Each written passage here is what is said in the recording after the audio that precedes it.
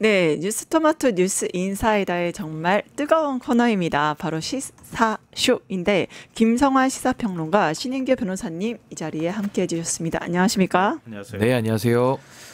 이번 주도 뜨겁고 혈압 오르고 재밌는 이슈가 많습니다. 두 분께 오늘 잘 부탁드리겠습니다.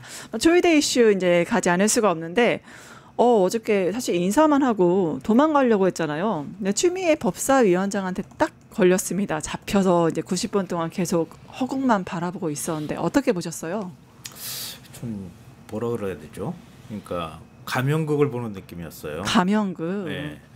조선시대 임금은 무오류의 존재였다고 하잖아요. 그렇기 때문에 임금은 오류를 그러니까 잘못하는 게 없기 때문에 사과를 절대 하지 않았다고 얘기를 해요. 그러니까 임금이 사과를 해버리면 그 위에 누구도 아무도 없으니까. 네. 마치 그런 사람 보는 느낌이었어요. 가서 나는 당신들이 얘기하는 거 그냥 떠들어라. 난 거기에 대해서 답변 안 할 거야. 난 무오류의 존재야. 이렇게 얘기하고 있는 것 같고요. 대신에 그 답변은 이거 뭐 표현이 좀 심할지 모르겠지만 밑에 황관이라고 볼 수 있는 천대엽 법원행정처장이 네. 대신 답변해 주는 것 같은 느낌?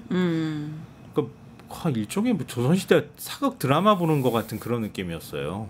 근데 거꾸로 생각하면 그런 거예요. 그동안의 사법부에 대한 국민 불신이 크다는 거는 본인 스스로도 잘 알 거예요. 알죠. 자기들도 눈과 귀가 있는데 왜 모르겠어요. 그러니까 알면 이런 자리에 나왔으면은 조금 더 명확하게 자신의 입장을 밝혔더라면 오히려 어제 국감이 자기의 뭔가의 주장이나 얘기를 할 수 있는 굉장히 좋은 기회였단 말이에요. 근데 우리 사법부 수장은 절대 국회의원 질문에 답변하지 않아. 그러면서 이 꽉 닫고 1시간 동안 한 90분 동안 그렇게 하늘만 쳐다보고 있었다고 하는 게 전 도저히 이해가 안 돼요. 어저께 이제 법원 행정처장 천대엽의 발언이 굉장히 좀 화제가 됐는데 상권 분립은 초등학교에서도 배운다. 바로 추미애 법사위원장은 직격했거든요. 이거 어떻게 보셨어요? 저는 어제 국민의힘 의원들이 뭐 대한민국의 삼권 분립이라는 뭐 가치가 무너졌다. 거의 무슨 장례 치르는 그렇죠. 듯한 그런 좀 발언들을 많이 했었는데 전 어제 그 말대로 대한민국의 상권이 어제 무너지는 걸 전 느꼈습니다. 네, 그게 뭐냐면 오히려, 네. 조희대 대법원장은 개인이면서 동시에 사법부 수장이거든요.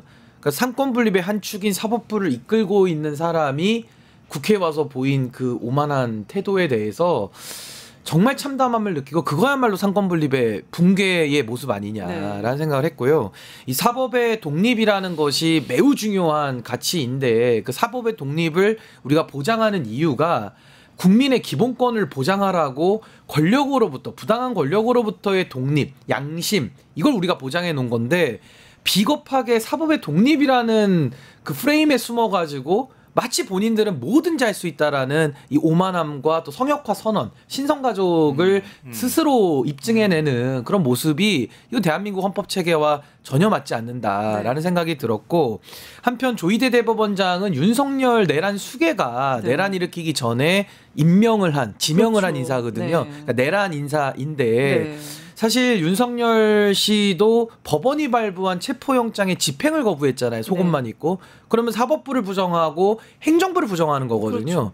어제 조희대 대법원장의 모습은 국회를 부정하는 모습 아니었는가.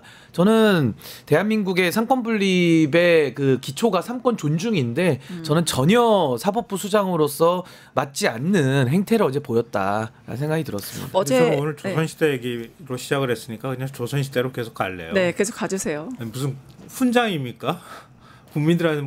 국민들한테 아니 국회의원들한테 너 초등학교 때부터 배운 거잖아 상권 분립. 네. 근데 이렇게 할 수 있어. 뭐 이렇게 훈장처는 무슨 가르칩니까? 가가지고 근데 말도 또 안 되는 얘기를 하고 있어요. 가르치는 말을 했을 뿐만 아니라 갑자기 그 손을 들더니 천대엽 행정처장 추미애 법사위원장 여태껏 이런 적 없습니다 하면서 이석을 요구했거든요. 그 모습은 또 어떻게 보셨어요? 조희대 이석을 요구했어요 강력하게. 여태껏 이런 적 없습니다 이러면서요.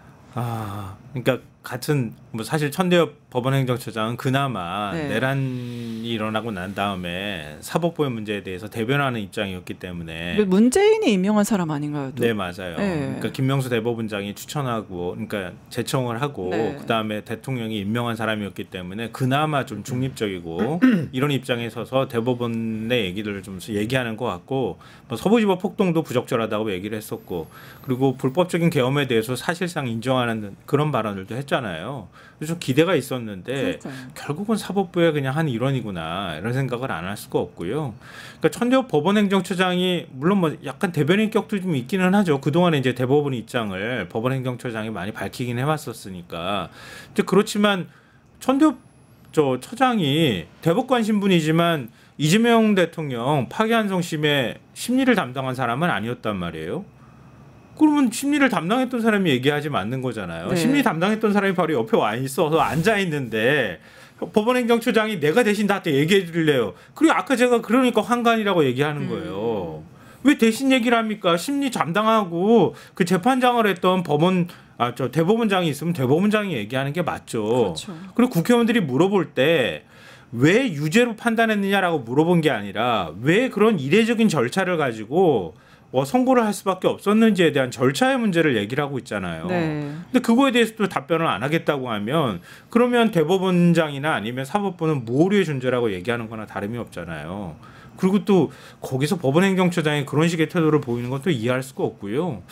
저는 가인 김병로 대법원장을 언급하는 것 자체도 매우 부적절했다고 생각해요. 네. 그러니까 야권에서 김병로 초대 대법원장도 나와서 국회를 존중하고 국회에 대한 국회의원들의 질의에 답변을 하거나 이렇게 했다고 얘기를 하니까 김병로 대법원장도 모두하고 끝날 때만 얘기를 했지 중간에 일일이 답변하지는 않았다 이렇게 얘기를 하는데요. 김병로 대법원장이 쓴 책이나 평전이나 이런 거 읽어봤는지 제가 묻고 싶어요. 맞습니다. 조희대 대법원장하고 정반대의 태도를 취했던 사람이에요. 맞아요. 정말 존경받는 분이시죠. 반민특위 재판부장을 직접 대법원장이 맡았기도 했고요. 그리고 이승만이 한국전쟁 기간 동안에 그때 부산 발췌개헌을 했었잖아요. 부산에서. 네. 발췌개헌을 하고 난 다음에 이승만을 비판했다는 이유로 국회의원을 체포했단 말이에요. 친일경찰이. 체포해서 판사가 그걸 풀어주라고 명령을 했어요. 거기에 대해서 계속 압박이 들어오니까 대법원장이 직접 나서서 그렇게 불만스러우면 항소해라 이렇게 얘기한 적도 있고요. 그리고 지금 그 반민특위 경찰대를 친일 경찰이 습격하는 일도 발생했거든요. 그 현장에 가서 사실 사법부 폭동이 일으켰던 거하고 똑같아요. 네. 그러니까 서부지법 폭동하고 똑같은 건데 그때 대법원장이 직접 현장에 가가지고 그걸 비판하는 입장을 밝히기도 그게 했어요. 상식이죠. 이번에 근데 조희대 아무것도 자기네 법원 직원이나 판사들이 다치고 망가져도 아무 조치를 하지 않았잖아요. 맞아요. 그리고 그 이후에 4.4.5 개헌 우리 얘기하잖아요. 그 이승만 영구집권을 노렸던 거란 말이에요. 네. 그때도 당당하게 맞서서 비판을 했던 사람이에요. 그러면 조희대 대법원장은 뭡니까? 헌정 질서를 무너뜨리려고 하는 대통령의 시도에 대해서 그렇게까지 초대 대법원장은 입장을 밝히고 비판하는 태도를 보였다고 하면 이번에는 아예 헌정 질서를 무너뜨리려고 했던 거잖아요. 계엄 상황에서 사법부가 온전할 수 있습니까? 그리고 전직 대법관들 체포하라고 시켰잖아요. 현직 판사도 체포하라고 시켰잖아요. 네. 그런데 자기가 뭘 한 게 있어요. 그런데 지금 판사들이 판결하는데 영향을 줄 수 있기 때문에 안 된다고 하면서 판사 뒤에 숨습니까? 대법원장이라는 자가 되게 비겁하잖아요. 정반대 행동을 취하면서 김병로 대법원장 얘기를 끄집어내가지고 그때도 안 그랬습니다 이렇게 맞아요. 얘기하는 게 어떻게 그게 맞는 논리입니까? 말도 안 되는 얘기를 하고 있는 거지. 근데 네. 이게 그 요즘 보면 그 사회가 발전된다라는 것이 결국에는 성역이 더 사라지는 거거든요. 네, 맞습니다. 그러니까 성역이 많이 남아 있을수록 이제 사회가 더 과거로 회귀하는 것인데 요즘은 이제 축구에서도 심판의 판정이 얼마나 권위가 있습니까? 근데 심판의 판정을 잘못할 수가 있어요. 그럼 그때 요즘 VAR이라고 해가지고 화면 돌려보고 정정도 하고 하지 않습니까? 그렇죠. 이게 이제 사회가 조금 더 발전된다. 왜 그러냐면 결국 국민의 신뢰 없이는 그 공정성이라는 게 하늘에서 떨어지는 게 아니기 때문에 스스로 노력을 하는 거거든요. 네.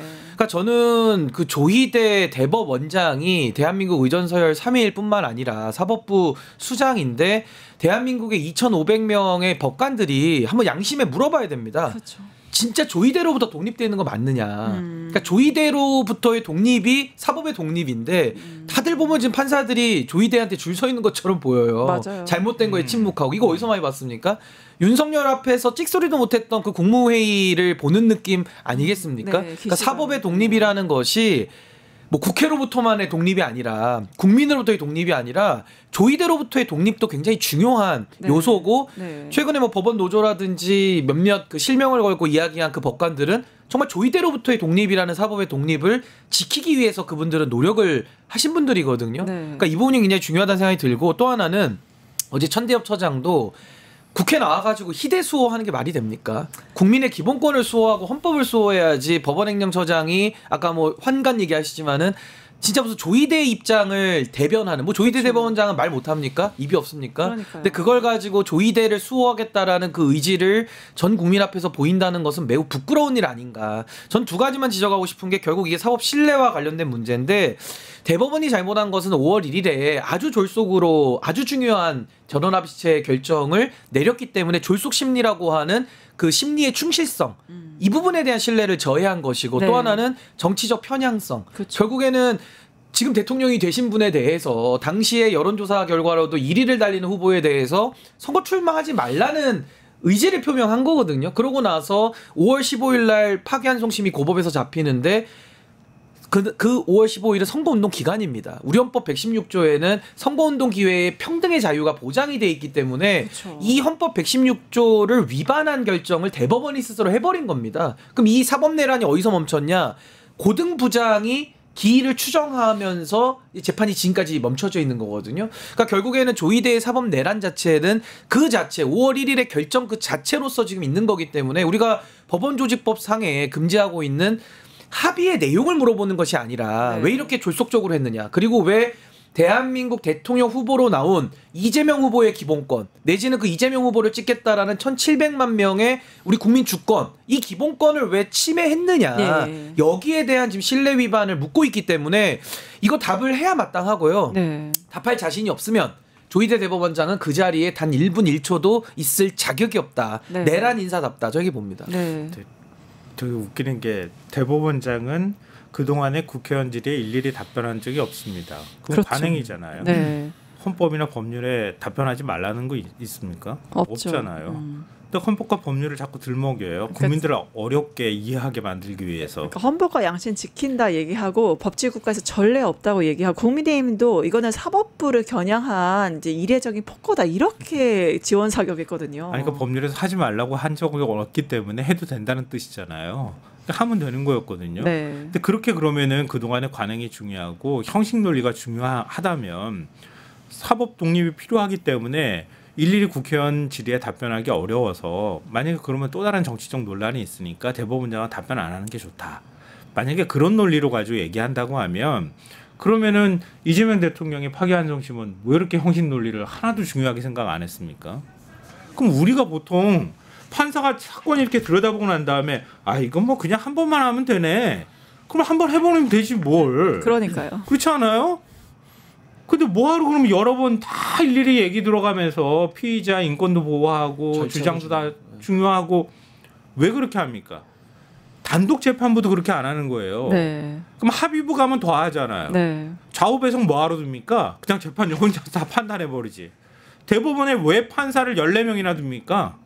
대법관을 왜 14명씩이나 둡니까? 충분하게 심리하라는 뜻 아니에요? 그렇죠.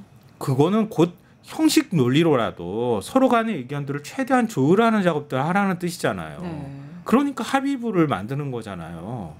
근데 그거 다 무시하고 9일 만에 그냥 바로 땅땅땅 두드려서 네. 회부하자마자 그냥 바로 선고 내렸어요. 그리고 나니까 어제 88쪽짜리 의견서 또 별도로 제출했다 그러잖아요. 네. 그거 9일 만에 한 거 아니다. 사건이 접수된 게 3월 28일이었고 4월 22일 전원합의체 회부 때까지 한 달 이상 35일 동안 우리가 다 충분히 심리했다. 그런데 바로 거짓말이라는 게 뽀록 나잖아요. 그렇죠. 날짜가 나왔죠. MBC에서 바로 나오잖아요. 네. 4월 22일 전압 회부했다고 하는데 아니 4월 22일 전압 회부할 때 사건이 접수됐다고 하잖아요. 네, 기록이 나왔죠. 기록이 바로 그때 접수됐다고 하잖아요. 그럼 3월 28일부터 어떻게 심리했다는 거예요? 그러니까 미리 검토했다는 건데 그게 어떻게 말이 미리 검토했다는 거예요? 유령 검토를 한 거겠죠. 유령 뭘 검토. 봤는지 모르지. 사건 기록이 주심 재판관한테 간 날이 4월 22일인데 3월 28일 그때부터 다 검토했다는 얘기가 되는 그러니까 거잖아요. 어떻게 보면 미리 결론을 정해놨다는 거죠. 그러니까 답이 정해져 있는 너. 네, 이재명 대통령은 출마하면 안 된다라는 그 답을 미리 정하고 사후적으로 심리를 했다 이렇게 들릴 수밖에 없는 내용이라 매우 심각한 거죠. 근데 그것도 되게 웃기는 게 뭐냐면은 처음에 선거 되고 난 다음에 어떻게 이렇게 이런 절차로 선거할 수 있느냐. 더군다나 지금 선거 기간 중인데 그렇죠. 이런 얘기 나오니까 6만 쪽 로그 기록 그거 다 검토했다고 하면 공개하라고 했거든요. 네. 그랬더니 그때 초기에 뭐라고 얘기했냐면은 전원합의체 사건이 회부된 뒤에 대법관 전원이 디지털 등으로 6만 쪽 기록을 검토했다 이렇게 얘기를 했어요. 그 짧은 기간에 어떻게 다 검토했습니까? 이렇게 또 다시 반론이 또 제기됐잖아요. 네. 다 정보공개 청구 막 들어가고 그러고 얘기를 하니까 기록 전체를 일일이 읽는 것이 아니라 전자기록과 쟁점 정리 등 방법으로 신속 심리가 가능하다 이러면서 슬쩍 말 바꿔요. 맞아요. 말 바꾸고 난 다음에 지금까지 왔잖아요. 오고 나니까 우리 35일 동안 기록 검토했어. 근데 바로 4월 22일 날 기록이 넘어갔다고 하는 기록이 나왔잖아요. 근데 뭐라고 얘기할 거예요? 뭐라고 이제 반박할 거예요? 반박할 논리도 없는 거예요. 맞습니다. 그리고 그게 얼마나 웃긴 얘기냐면 기록 검토라는 게 그 편철된 7만 쪽의 페이지 하나하나를 다 봐도 사실 사실관계 다 이게 어렵거든요. 네. 꼼꼼히 봐도 어려운 겁니다. 그리고 최고법원에서 최고재판부가 재판을 하고 있는데 그냥 준비 서면이나 의견서들만 보고 우리는 그냥 판결문 썼다? 재판연구관이 그렇게 업무 처리를 했다? 이 부끄러운 일이죠. 그렇죠. 로스쿨에서 변호사 시험 볼 때나 뭐 시간의 제한이 있고 2시간 안에 문제 풀어야 되니까 중요 서면만 보고 답안지 외워서 쓰는 수준인 거지 무슨 변호사 시험 보듯이 하는 겁니까? 그게 아니거든요. 네. 한 사람의 인생이 걸려있고 사법 생명을 가지고서 재판을 다루고 방망이를 때리는데 의견서만 보고 재판 판결문 썼다? 네. 어처구니없는 얘기를 하는 겁니다. 이건 하급심법원, 뭐 시군법원에서 소액재판하는 판사도 그렇게 안 해요. 그렇게 할 수도 없는 거고요. 그러니까 매우 부끄러운 거고 아까 그 법원행정처장 말씀을 하셨는데 이런 관행이 없다. 대법원장을 불러다가 뭐 모욕주냐 이런 식의 이제 취지잖아요. 네. 아니 그럼 그 관행을 누가 깼는지를 먼저 물어봐야죠. 국회의 관행을 깬다라는 걸 지적하려면 왜 그럼 지금 이 사태까지 왔는지를 우리가 물어봐야 되지 않겠습니까? 조희대 대법원장은 사법부의 관행을 깬 정도가 아니라 아까 말씀드린 헌법의 국민주권주의 그리고 헌법 116조 뿐만 아니라 전원합의체로 끌어올리는 과정에서부터도 심리 위반의 절차들이 너무 많이 나오기 때문에 이거 법원조직법 위반한 거거든요. 그럼 헌법과 법률을 위반하면 우리 어떻게 합니까? 탄핵을 당해야 됩니다. 그쵸. 직무상으로. 그쵸. 중대한 헌법과 법률 위반이 발견됐을 때 탄핵을 하거든요. 탄핵 안 당하는 것만으로도 지금 감지덕지해야 되는 상황에서 관행 운운하고 아직도 자신들의 기득권 지키겠다는 게 너무 웃긴 얘기 아니냐라는 네. 생각이 들고 저는요 이 삼권 분립을 우리가 유지하면서도 국회에게 부여한 우리 헌법적 권한이 있습니다. 그게 뭐냐면 탄핵.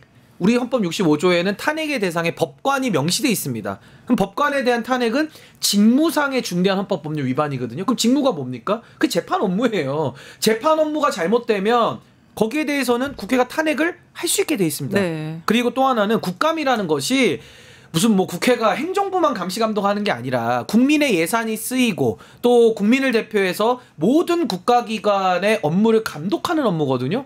거기에 피감기관으로 대법원이 들어가 있습니다. 그러니까 법관이라고 할지라도 각 지방법원장들 국감 때 조를 앉아 있습니다. 그렇죠. 다들 보시지 않으십니까? 네.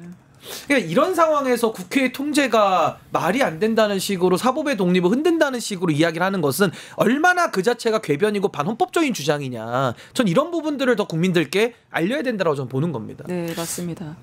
그래서 결국에는 유례 없는 대법원장의 정치 개입이 있었고 그다음에 법치 파괴가 있었기 때문에 뭐 유례 없는 수사가 필요한 게 아니냐 이런 목소리가 나오는 게 당연한 것 같습니다. 그래서 한덕수를 만났냐 안 만났냐 이게 좀 핵심 쟁점으로 박균택 의원이 문제 제기를 했던 것 같은데 관련 영상 같이 보실게요. 제 질문에 답해 주시기 바랍니다. 대법원장님, 한덕수 총리를 만난 적이 있습니까? 없습니까? 들어가세요. 들어가세요. 한덕수 총리를 만났다는 의혹이 제기됐을 때 들어가세요. 만난 적이 없다라고 왜 자신 있게 대답을 못했습니까? 회의 방해하면 왜 논의한 적이 없다라고만 얘기를 회의 했습니까? 방해하면 국회법 위반입니다. 들어가세요. 이에 대한 의문이 제기되니까 뒤늦게 시간을 멈추세요. 그러면 만난 적이 있느냐라는 의문이 제기되니까 시간을 멈추세요. 우리 대법원장님은 특정 기간 만난 적이 없다라고 들어가세요. 답변을 들어가세요. 하셨습니다. 진행에 이 협조하세요. 일은 시기만 다를 뿐 들어가세요. 한덕수 진행에 총리를 협조하세요. 만났다는 의미 아닙니까? 그처럼 사안입니다. 애매한 화법을 사용하신 것은 제보자가 나타날까봐 두려워서였던 것입니까? 박규택 의원이 한덕수 총리 만난 거 아니냐라고 하니까 침묵으로 조희대 일관했습니다. 만났을까요? 왜 저랬을까요? 근데 만났다 그래도 그렇고 안 만났다 그래도 논란이 되니까 아무 말 안 하는 거 아닌가 싶은데요. 네. 이제 저런 것 때문에 사실은 대법원장이 일일이 답변하지 않습니다. 이렇게 미리 밑자락을 깔고 들어갔던 거 아닌가 그런 생각이 들고요.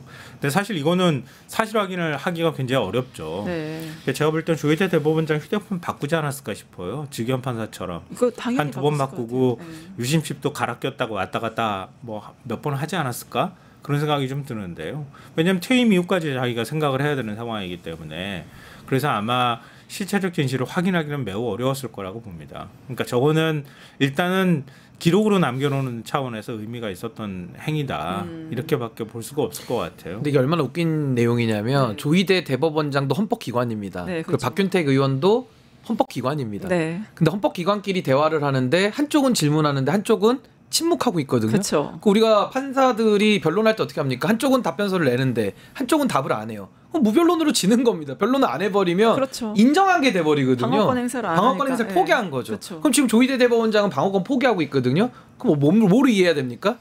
다 인정을 하고 있는 거예요. 네, 현이 아니, 인정하는 걸로 아니 봐야지. 본인이 무슨 뭐 아유 나는 고관대작이고 뭐 청것들하고는 대화 안 해 뭐 이런 겁니까 지금?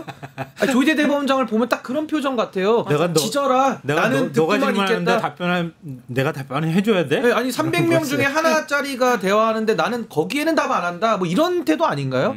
얼마나 오만불손합니까? 그럼 저런 사람이 국민을 볼 때는 어떻게 할까요? 아니 국회의원, 국민이 선출한 국회의원도 저런 저렇게 식으로 하는데. 오만방자하게 300명 중에 하나, 300분의 1이 떠드니까 무시하고 간다. 그 5천만 분의 1이 만약에 이야기를 하면 어떻게 들을까요? 그러니까 이런 게 국민들 입장에서는 조희대 대법원장이 저 태도를 보면 이런 느낌을 갖는 겁니다. 그러니까 저는 아까도 제가 무변론 이야기를 했지만은 본인의 방어권을 스스로 포기하고 있어요. 뚫린 네. 게 입인데 말을 안 합니다.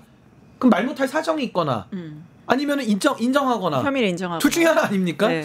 그래서 저는 사실 이 사인회동설이라는 게 굉장히 좀 그럴듯한 뜻하다. 얘기잖아요. 네. 근데 그럴듯한 얘기인데 아직 관련된 직접 증거들이나 간접 증거들이 안 나와서 뭐 약간 부당한 의혹이다 지금 이런 상황이에요. 네. 저는 이 사인회동설에 별로 이렇게 집중할 필요 없다고 봅니다. 그러니까 지금 아까 우리가 이야기했던 5월 1일에 내렸던 전원합의체라는 아주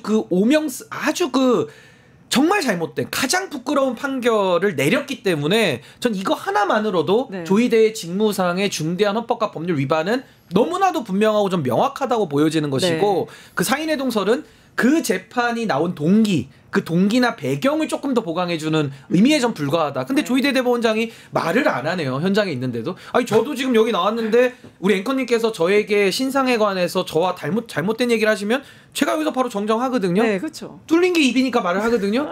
근데 여기서 그냥 가만히 있는다? 멀쩡함치 하늘만 보고 있는다? 이거는 어떤 경우의 수로 우리가 얘기를 하더라도 이해할 수도 없고 저런 사람은 공직자를 하면 안 되는 겁니다. 제가 볼 때는.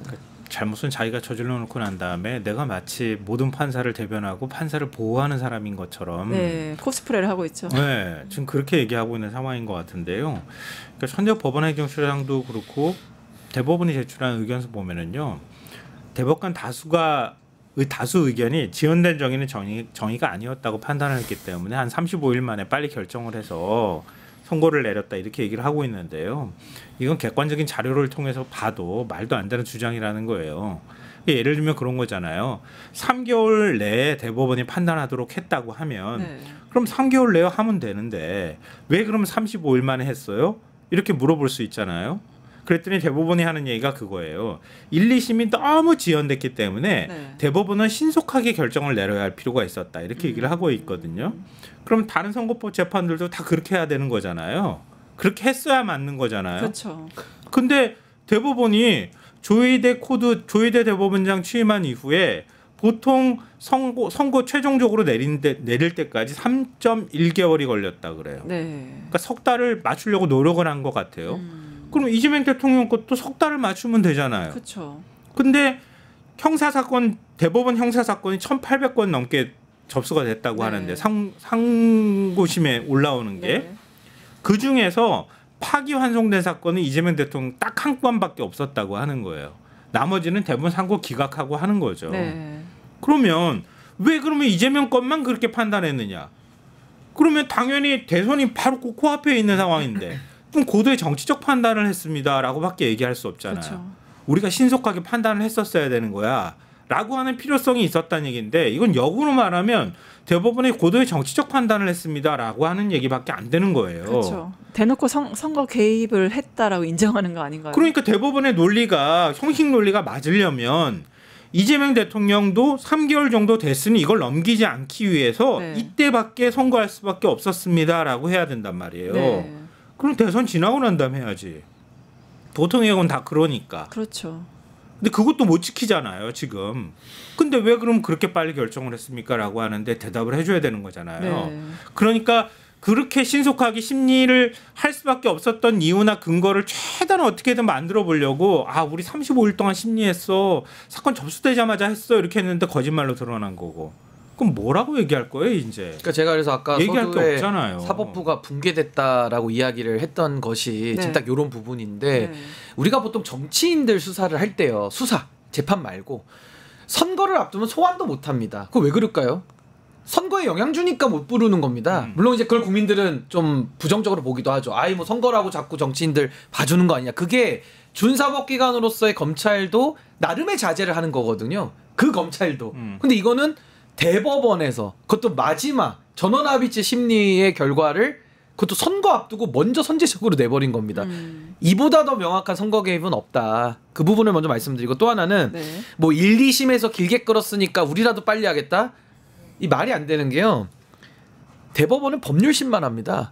법률심만 하는데 서두를 이유가 전혀 없는 거고요. 두 번째는 피고인의 이익으로 의심스러울 때는 하도록 되어 있는데 이 사안은 고등법원에서 3명의 재판관이 전원일치로 무죄를 내린 겁니다. 3명의 재판관이. 네. 무죄가 나왔죠. 네. 근데 무죄가 나온 거를 법률심에서 유죄로 트는 결정을 또 35일 만에 한다? 그러니까 아까 우리 김성환 평론가님 말씀하신 대로 이재명 후보 사건밖에 없는 거예요. 유죄치제 파기환송이. 왜 이렇게 재판 안 하죠? 네. 피고인에게 불리하게 결국에는 이재명이라는 한 개인에게 벌금이든지 징역형이든지 형을 선고해야 되는 것이고 또 하나는 그게 형 선고만으로 끝나는 게 아니라 피선거권 박탈, 정치적 생명을 사망에 이르게 하는 것과 동일한 거기 때문에 이 유죄 재판을 하려면은 치밀하게 해서 해도 모자른 겁니다. 근데 이걸 가지고 35일 만에 우리는 1, 2심이 질질 끌었으니까 우리가 빨리 바꿔줄게 결론을. 그럼 빠르게 이재명 대통령의 정치 생명을 박탈하는 식의 정치 개입을 빠르게 하겠다는 거거든요. 네. 이걸 가지고 어떻게 지연된 정의 얘기를 합니까? 이거는 아까 말씀드린 대로 사법 독립이라는 헌법 가치 뒤에 숨어서 나쁜 짓을 하겠다. 똑같은 얘기로 지연된 정의는 정의가 아니다라는 그 유명한 법원 뒤에 숨어서 이재명 후보의 대선 출마를 막겠다. 결국 국민의 선택을 우리 사법부가 대신하겠다. 비토권을 행사하겠다. 이거거든요. 그러니까 국민들이 당연히 저항하고 이 장난하냐 지금 사법부가. 어떻게 이렇게 재판을 하냐. 그리고 하나를 보면 여러 한다 그러잖아요. 이 일반화의 오류긴 한데 가장 중요한 일 처리하는 거 하나를 보면 나머지는 안 봐도 비디오인 겁니다. 아니 나머지 감시감독도 안 받는데 열심히 할까요? 이렇게 감시감독 받는 사건도 소위 말해서 뭐같이 하는데 다른 사건들 우리 일반 개인들 사건은 남들이 감시 감독도 안 하지 않습니까? 언론에 한 줄도 안 나가지 않습니까? 그럼 그 사건 제대로 하겠냐고요. 그러니까 국민들의 이 사법에 대한 불신이 들끓는 겁니다. 그동안에 노정돼 왔던 것이 이재명 후보 사건 하나 보니까 야, 이 제일 중요한 사건도 이따위로 하는구나. 막 가자는 거구나. 이러면서 국민들이 다 들고 일어나는 겁니다, 지금. 이걸 조희대 대법원장이 모른다고 해도 그 자리에 있을 수가 없는 거고 알면서도 그 자리에 염치 없이 뻔뻔하게 앉아 있는다? 그거 사악한 거죠. 네, 맞습니다. 그러니까 이게 형식이 내용을 지배한다고 얘기를 하잖아요. 네. 그러니까 특히 형식이 중요한 게 사법부의 판단을 할 때 그 형식이 중요하잖아요. 그러니까 왜 숙고하는 모습을 보이겠어요? 숙고 안 해도 되지만 숙고해야 되는 거예요. 그러니까 그만큼 신중하게 하라는 의미가 역사적으로 다 그 형식 논리에 담겨 있는 거란 말이에요. 근데 그건 그냥 막 파괴해버려요. 선거법 사건은 기존에 633 누가 다 지켰습니까? 한 8, 90%는 못 지켰어요. 그렇죠. 그리고 이 사건은 아니지만 일명 빠루 사건이잖아요. 나경원 의원 빠루 사건이. 네. 그거 지금 5년 됐어요. 5년. 1심만. 1심 5년이잖아요. 1심 5년. 그럼 그러면 대법원이 대법원장은 뭐 합니까? 빨리 결론 내. 할 수 있었잖아요. 왜 그렇게 결론 빨리 안 냅니까? 선택적 정의죠, 뭐. 그러니까 말이 안 되는 얘기를 하는 거예요. 앞뒤가 안 맞죠. 그럼 최소한 다른 사건에 준하는 평균이라도 맞춰주는 노력을 해야지 맞는 건데 성의도 없다. 35일 만에 뻑해버리고 다른 건 3개월 넘게 다 넘겨버리는데 그러니까 그것조차도 못 맞추니까 이런 의심을 받게 되는 거예요. 그리고 제가 이거 발례를 하나 들어드리면 그 대법원이 가장 이거 좀 긁힐 수 있는 부분이긴 한데 네. 헌법재판소가 탄핵 결정을 하지 않았습니까? 네. 그것도 8대 0으로. 그렇죠. 그거 국민들이 지금 누구도 이의 제기 안 합니다. 다 승복합니다. 네. 왜 승복할까요? 헌법재판소가 그때는 이제 지연한다는 식의 비판을 많이 받았지만 결국에는 숙성시키고 모든 결론을 다 따진 다음에 그 결정문을 아마 수백 번 고쳤을 겁니다. 그러니까 완결성 이게 나오니까 사회적 합의가 이루어지는 거예요. 그렇죠. 누구도 그거 뭐라고 안 합니다. 네. 물론 뭐 체포영장 가지고 시비 거는 사람도 일부 있지만 네네. 아무도 이제 헌법재판소 결정은 이의를 안 하듯이 네. 그럼 대법원이 최고법원이라면은 헌법재판소보다 더 나아야죠. 근데 그렇게 못했거든요. 이거는 어디 진짜 군법원에서 하는 재판보다도 훨씬 더 떨어지게 했기 때문에 전 이 부분에 대해서는 조희대 대법원장이 좀 부끄러움을 알아야 된다. 네, 그렇게 맞습니다. 생각합니다. 참 이거 얘기하자 보면 끝이 네, 없는데요. 끝이 없는데, 예, 그러니까 좀 넘어가서 다음 주제 해볼게요. 그 국감장에 어떤 사진이 나타나자 조희대 얼굴이 갑자기 급 어두워졌죠. 조요토미 히데요시 이런 여기가 나왔는데 한번 싱크 영상 보면서 이야기 나눠보도록 하겠습니다. 제가 제보받은 내용입니다. 조희대를 윤석열 대통령에게 추천한 사람이 김건희의 계부 김충식이라고 합니다. 김충식 일본 태생이고 일본 황실가와 깊은 인연이 있고 일본 통일교와도 밀접한 인물로 알려져 있습니다.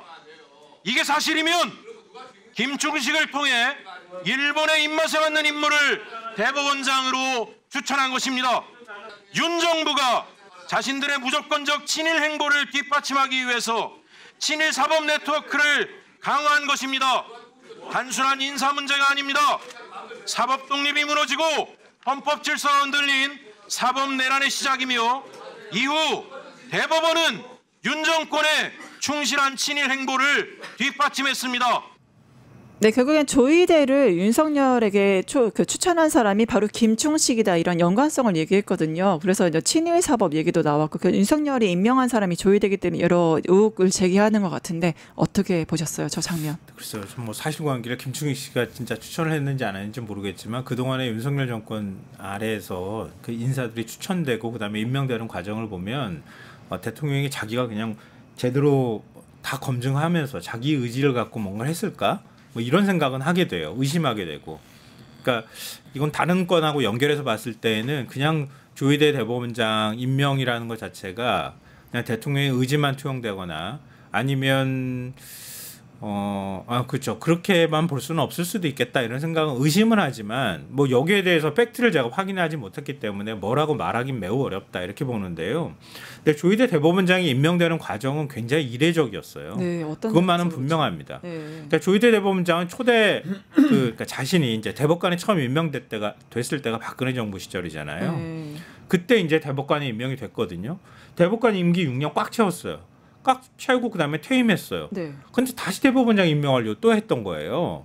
그리고 그때 가장 보수적인 인사를 찾았다고 하는 얘기가 나왔었고요. 또 논란이 됐던 건 어차피 나이가 넘겨가지고 대법원장 임기도 못 채우는 사람인데 뭐하러 지금 다시 대법원장 임명하느냐고 그런 논란이 있었단 말이에요. 근데 굳이 조희대 대법원장을 임명을 했어요. 그냥 단순히 대통령의 의지만 투영됐을까? 다른 누가 추천을 했을까라고 하는 의심은 드는 거고요. 그러니까 의심이 뭐 누군지 아닌지는 알 수 없지만 어찌 됐든 간에 가장 보수적인 인사를 추천받고 싶어 했었을 것이다. 임명해야 된다라고 하는 그러니까 반국가 세력 척결을 얘기했던 대통령이기 때문에 그렇죠. 그런 생각을 했을 법하다. 이런 네. 거고요. 그리고 김명수 대법원장이 마지막으로 대법관 추천하려고 할 때 그때 대통령실에서 마음에 안 드는 사람이라고 해서 그걸 결국 추천을 못하도록 했단 말이에요. 네. 그랬던 전례도 있는 상황이기 때문에 여러 가지 의혹이나 의구심은 가질 수 있는 상황이라고 생각해요. 네, 특히 이제 대법원이 한덕수 조이대 회동서에 관련해서 통화 기록이나 블랙박스 제출 아무런 그런 요구에 대해서 거부를 해버렸거든요. 이건 좀 어떻게 보셨어요? 왜 이럴까요? 아니 근데 이제 뭐 대법원의 불성실한 태도를 우리가 당연히 비판해야 되고 네. 또 최혁진 의원이 문제 제기를 하는 것처럼 친일 사법 네트워크에 대한 문제 제기를 저는 할 수 있다고 보는데 네. 그 방식 자체가 사실은 저도 방송을 나와서도 이 자리에서 제가 확인되지 않거나 근거가 없으면은 말을 못 하거든요. 네. 그러니까 저는 국회의원이라면 더 면책특권 뒤에 숨을 것이 아니라 조금 더 책임 있게 저는 행동해야 된다. 지금 최혁진 의원 말씀도 자막을 읽어보시면 사실이면 다 카더라식이에요. 제보를 받았다. 그렇죠. 뭐뭐 이면 그리고 뭐 사진도 이렇게 들어가지고 이제 대법원장을 면전에서 이제 조롱하고 했던 건데 이제 이런 것들이 우리 같은 방송을 하는 사람들도 할 수 없는 행동들이라면 국회의원들은 더 해서는 안 되는 것이죠. 네. 그럼 거기에 대해서 어떤 녹취라든지 입증 가능한 내용을 갖고 와서 저렇게 해야지. 저는 왜 최혁진 의원의 저런 태도가 뭐 본인은 뭐 클립이 많이 들고 쇼츠가 많이 나갈 수는 있어요. 저렇게 하면. 근데 저게 상대방에게 빌미를 주는 경우가 많고요. 저 리스크가 큽니다. 저렇게 해서 만약에 헛방으로 끝나면 그때 누가 책임집니까? 그러니까 저는 좀 저런 식의 문제 제기보다는 문제의 본질을 가지고 근거에 입각해서 전 좀 근거라고 하는 것은 모두가 좀 납득할 수 있는 근거를 가지고 설득해 주는 것이 훨씬 더 좋고 조이대 사건을 해결하는 국면에 있어서도 전 전선에 도움이 될 것이다. 근데 그게 아니라 본인의 주장과 제보에만 의존해서 자꾸 가는 것은 저게 지금 뭐 한두 번 실수가 아니기 때문에 저는 이제 이 정도 하고 앞으로는 좀 더 내용에 충실했으면 좋겠다. 저 그런 생각이 듭니다. 네, 김충식 씨에 대한 여러 의혹이 네. 있기 때문에 그거는 앞으로 좀 확인할 필요는 있다고 생각해요. 왜냐면 김충식이라는 사람이 뭔데 뭐 이런 생각은 하니까요. 근데 말씀하셨던 것처럼 김충식 씨 문제하고 조이대 대법원장 임명까지 이렇게 연결을 해버릴 때에는 나름의 근거가 있어야 되는데 거기까지는 뭐라고 말하기 어렵다 이런 거 하고요. 또 하나는 국민들한테 시각적으로 다가오는 측면이 있는 것 같아요. 도요토미 히데요시하고 같이 이미지를 합성한 거를 얘기를 해버리면 막무가내로 조이대 비난하기 위한 자리였다 이런 비난을 받기 딱 좋은 상황이잖아요. 네. 그러니까 그런 부분에 있어서는 좀 전체 어떤 어제 국감 현장에 있었던 모습들을 다른 방향으로 보수 진영에서 비판하게 만드는 빌미가 됐을 수 있다. 좀 저런 모습은 자제될 필요가 있다고 생각해요. 그러니까 저는 조이대 대법원장이 단 1분 1초도 저 자리에 있어서는 안 된다는 입장인데 그러면 본인의 사퇴를 유도하거나 탄핵을 시켜야 될 거거든요. 네. 그럼 그 전선에서 우리가 생각을 한다면 각자가 역할을 해서 더 많은 국민들이 조이대 탄핵과 사퇴론에 힘을 실어줘야 되는데 최혁진 의원이 저런 식으로 해버리면은 그 주장에 대해서는 저도 일부 동의하는 면은 있지만 이게 방법도 굉장히 중요한 겁니다. 근데 그렇게 가가지고는 오히려 전체 전선이 상당히 좀 흔들릴 수 있고 상당한 방해와 간섭을 받을 수가 있다. 그 부분은 꼭 유념을 해야 된다. 저렇게 봅니다. 그것 때문에 좀 그 사진 때문에 전체적인 어떤 핵심 본질이 흐려졌다 이렇게 좀 아쉬워하시는 분들도 있는 것 같습니다. 이제 앞으로 계속 특검이라든가 진행 상황들 같이 지켜보도록 하고요. 지금까지 시사쇼에 신인규 변호사님, 김성환 평론가님과 함께 진행을 했고 시간 관계상 오늘은 시사쇼 여기까지 하도록 하겠습니다. 감사합니다. 네, 감사합니다. 유튜브 구독하고 실시간 채팅과 댓글을 남기시면 매일매일 7천 TTCO를 드립니다. 참여 방법은 통통물 어플을 다운로드하고 회원가입과 로그인을 해주세요. 마이페이지에서 나의 회원 고유 번호를 복사해주세요. 유튜브 구독 후 실시간 채팅이나 댓글창에 고유 번호를 한 번만 입력하면 준비 끝! 지금 유튜브 채팅과 댓글 쓰기 참여하고 실천 TTCO 받아가세요.